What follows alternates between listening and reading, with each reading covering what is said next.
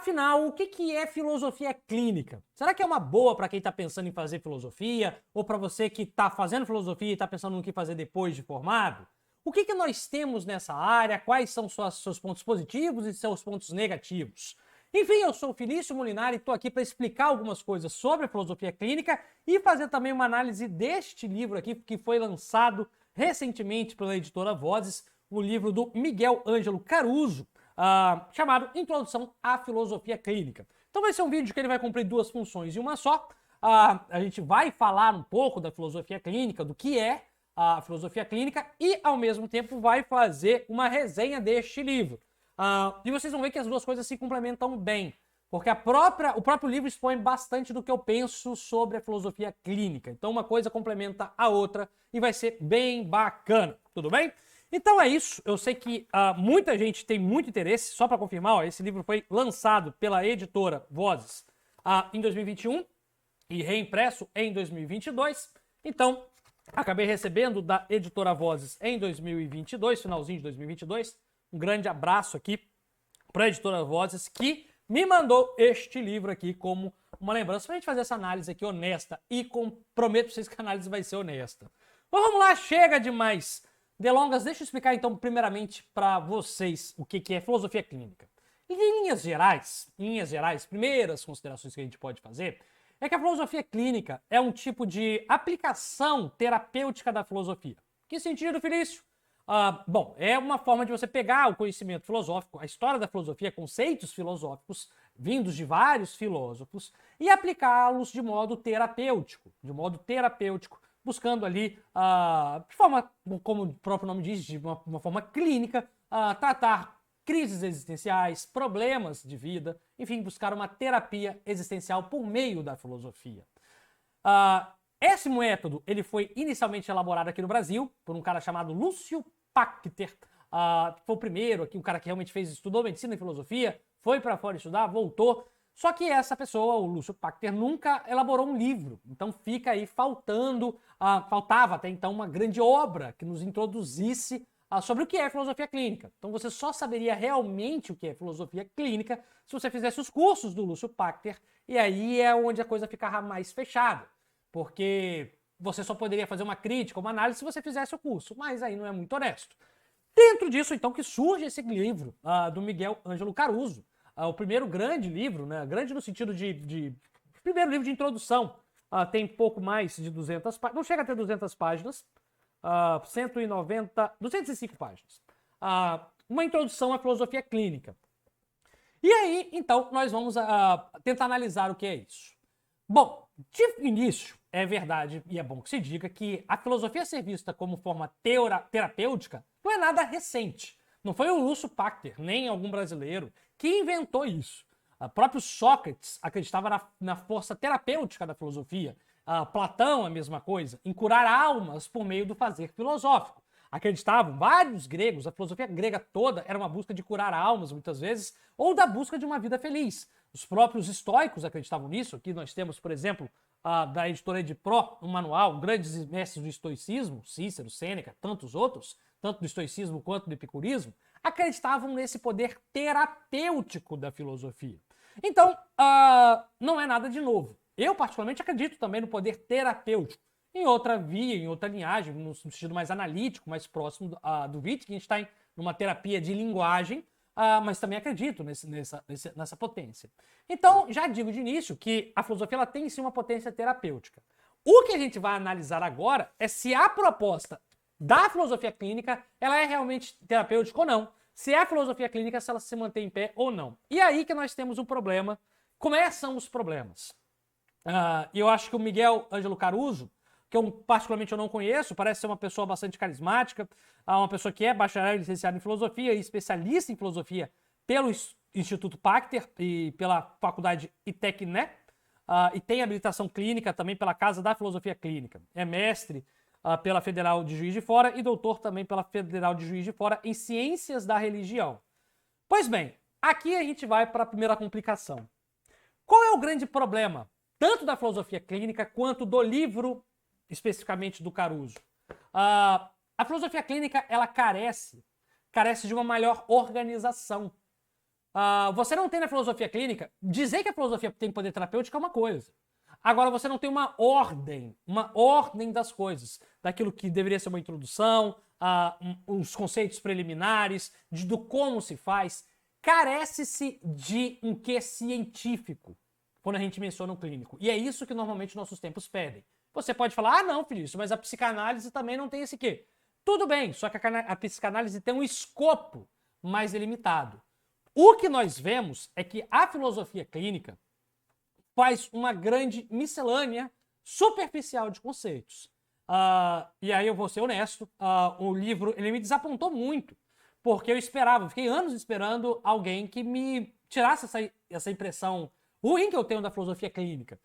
Porque a filosofia clínica fez muito sucesso na primeira década dos anos 2000. Muita gente foi seduzida por esse discurso que a filosofia poderia ser a nova terapia, uma nova forma de terapia, assim como os psicanalistas existiriam os filósofos clínicos. Depois ficou um pouco menos em voga e agora está começando a voltar. O problema é que esse livro não cumpre com essa função de fazer uma introdução. E são várias horas que o autor menciona conceitos de forma bastante superficial. Então, dá um sentido, e um sentido que sempre me pareceu muito, de que a filosofia clínica é alguém que estudou filosofia, fez graduação, e aplica de forma solta alguns conceitos filosóficos, sem a devida profundidade. Vou ler algumas partes do livro para vocês terem alguma noção aqui do que eu estou falando. Por exemplo, vamos lá. O autor aqui ele fala o seguinte: o terceiro tópico, isso está na página 64, entre o sensorial e o abstrato. O terceiro tópico da estrutura de pensamento é fruto de uma constatação de que há pessoas predominantemente voltadas aos sentidos, enquanto outras vivem mais pelos pensamentos, ideias e imaginações. Solta aí, olha o que está sendo afirmado no livro. Olha que visão bastante superficial. Há uma visão, então, o que está falando aqui, nesse tópico, e o livro é todo dividido em tópicos soltos, não há uma ordem progressiva, são tópicos soltos. Mas o livro simplesmente joga que há dois tipos de pessoas, umas mais voltadas para os sentidos e outras mais voltadas para o pensamento. Isso não há nenhuma comprovação científica disso, de que existem esses dois tipos de pessoa. Além de ser uma simplificação exagerada. Mas continua. Trata-se do tópico chamado de sensorial e abstrato, que é pensado a partir da leitura de autores como Descartes, Locke e Hume. O primeiro deles, Descartes, é considerado racionalista e trabalhou, por exemplo, em um método que colocava em dúvida todas as certezas advindas dos sentidos, chegando a uma certeza indubitável que consentia em ver-se um eu pensante. E depois continua. John Locke, por sua vez, retoma uma tese aristotélica, segundo a qual nosso conhecimento está diretamente ligado aos sentidos. A questão não é encontrar quem está certo ou errado, mas perceber que esses três filósofos, muito resumidamente apresentados, e tantos outros, apresentam perspectivas do ser humano. Provavelmente tudo que defenderam é assim para cada um deles. Foram construídos em suas experiências de vida. O erro, se é que podemos falar em erro ou errado, foi pensar que para todos funcionaria do mesmo modo. É uma simplificação da filosofia do Descartes, dos empiristas, de Aristóteles. De forma alguma, o Descartes está falando que existem pessoas mais racionais, pensantes. É de uma simplificação da história da filosofia invejável, assim, invejável. Eu tentei, li com muita calma. Eu não gosto de fazer críticas a obras de pessoas da filosofia, mas olha, vou dizer que eu continuo à espera de uma visão mais profunda do que é da proposta da filosofia clínica. E uma visão mais profunda que não seja essa de, você está falando porque você não conhece. Não, de fato eu não conheço, eu quero conhecer. Mas eu quero conhecer sem precisar pagar para fazer um curso. Esse era o grande problema. Porque eu não quero pagar para fazer um curso que eu não acredito. E acho que esse livro do Miguel Ângelo Caruso, ele tem uma validade. Se você está como eu, quer saber mais, ele é o único livro que a gente tem. Então, se você quer saber mais sobre filosofia clínica, é o único livro que a gente tem. Então, você tem que comprar para você ter uma noção. Até para você falar sobre, é o único livro que você vai ter acesso. Então, isso o livro preenche. O problema é que, se você já tem um pé atrás com a filosofia clínica, agora você vai ter dois. O livro vai te dar essa certeza. Que me parece realmente ser uma simplificação exagerada. Então, o que nós temos? Esse livro do Miguel Ângelo Caruso, me entra no mercado e realmente preenche essa lacuna de uma introdução à filosofia clínica. Vou ser honesto com você, porque aqui eu não recebo livros para fazer propagandas boas ou ruins, eu recebo os livros para fazer uma opinião verdadeira daquilo que eu vejo nas minhas leituras. Então vou ser franco com você. O autor ele escreve de uma forma muito honesta, me parece ser um cara bacana, só que acho que o autor ele vai de encontro e vai convencer muita gente que tem uma visão mais superficial da filosofia. Pessoas que têm uma visão mais superficial, vou dizer superficial porque é superficial mesmo, menos aprofundada da filosofia, dos problemas da filosofia, e que buscam uma aplicabilidade prática da filosofia, podem gostar desse livro. Podem tentar ver na filosofia uma aplicabilidade prática e encontrar aqui uma coisa boa. Para mim, o livro só demonstra aquilo que a filosofia clínica vem se mostrando desde quando surgiu. Vou usar uma expressão pesada, mas é uma enrolação de conceitos tratados de forma superficial que não tem profundidade. Não tem profundidade. Falta clareza no tratamento dos conceitos. Falta revisão de pares. Se nós formos colocar aqui entre pares, filósofos clínicos e terapeutas de outros níveis, como psicanalistas junguianos, freudianos, o que nós temos é a publicidade da coisa. Precisa-se de uma revisão mais fria daquilo que a filosofia clínica faz. Então, aquilo que a filosofia clínica faz precisa ser obra de revisão pelos aqueles próprios que fazem filosofia clínica e por pessoas de fora também. Isso precisa ser revisto. Então, acho, honestamente, que o livro ele mostra exatamente a que pé hoje a filosofia clínica se encontra. Para mim, o livro ele é importante sim. Se a filosofia clínica tiver futuro, nós olharemos para esse livro futuramente e falaremos, olha, o engatinhar da filosofia clínica foi assim, e ela avançou a esse ponto. Mas para isso, fica a minha dica não só para o autor, mas para você que às vezes é filósofo clínico e está vendo isso, é preciso ter uma maior metodologia de trabalho e uma maior seriedade com os conceitos, porque não é possível trabalhar de forma tão superficial e de forma tão solta, seja quando você vai fazer um livro, seja quando você vai tratar de um modo terapêutico, porque nós podemos trabalhar assim, ter problemas graves nisso, né? Enfim, eu ia pegar outro ponto, mas vou só mais uma vez aqui para vocês verem como que é realmente superficial. No início de suas pesquisas, abre aspas, Lúcio, aquele o autor se refere a Lúcio Pachter, o inventor do método, costumava perguntar o porquê de algumas coisas apresentadas nos relatos da pessoa. Como ele gravava e transcrevia todos os atendimentos, ficava admirado com o caráter racional das respostas. É como se todos os indivíduos lidassem de maneira cerebral com suas questões, apresentando noções como as de causalidade. Mas, com o tempo, Pachter percebeu que tal modo de expressar era fruto de suas perguntas e não o meio como o sujeito pensa e vive. Desse modo, se perguntamos para uma pessoa o que ela sentiu diante da determinada situação, mesmo que sentir não seja o modo determinante, a pergunta tende a fazer algo ligado ao sentimento e tudo mais. O que aqui nós temos é outro ponto interessante.